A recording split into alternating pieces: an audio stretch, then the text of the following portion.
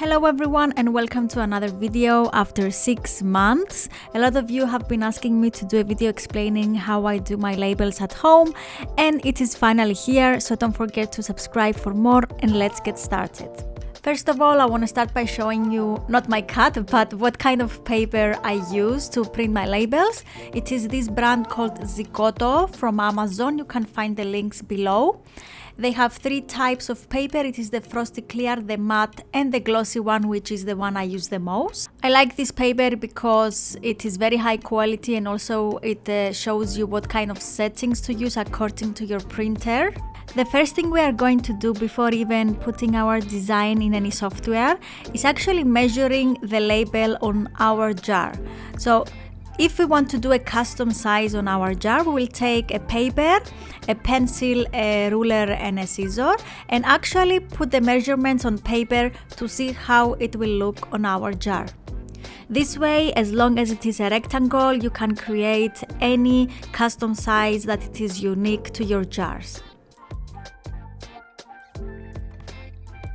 After that, we are either going to put our measurements in Canva, or in my case I use Photoshop, and from there on we can create any design in that box that we like.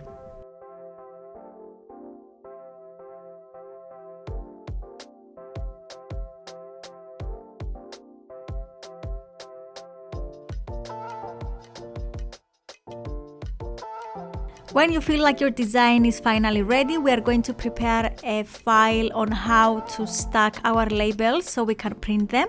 But before that, I'm going to show you what printer I use. It is the Canon Pixma. I'm going to have the model on the screen, and I like this printer because it has these brackets and you can print any paper that you like. And it also has 5 cartridges for more color depth. After that, I'm preparing the sheet of paper that I'm gonna put my labels on. I have this previous file and I'm going to take that label as a whole and just duplicate it on top of that sheet of paper.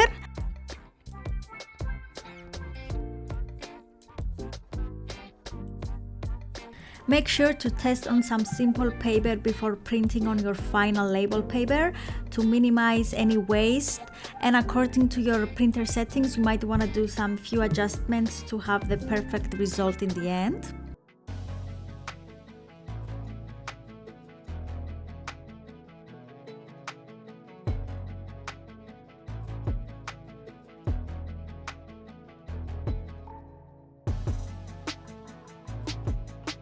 And this is how our labels turned out, and now we are ready to cut them and actually place them onto our jars. I am using this tool, which you can either find on Amazon or your local craft store. You simply line your labels and cut them straight.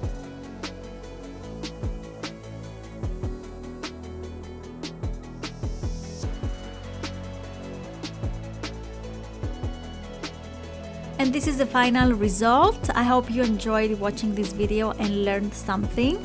Now you can be as creative as you like and do your own labels at home.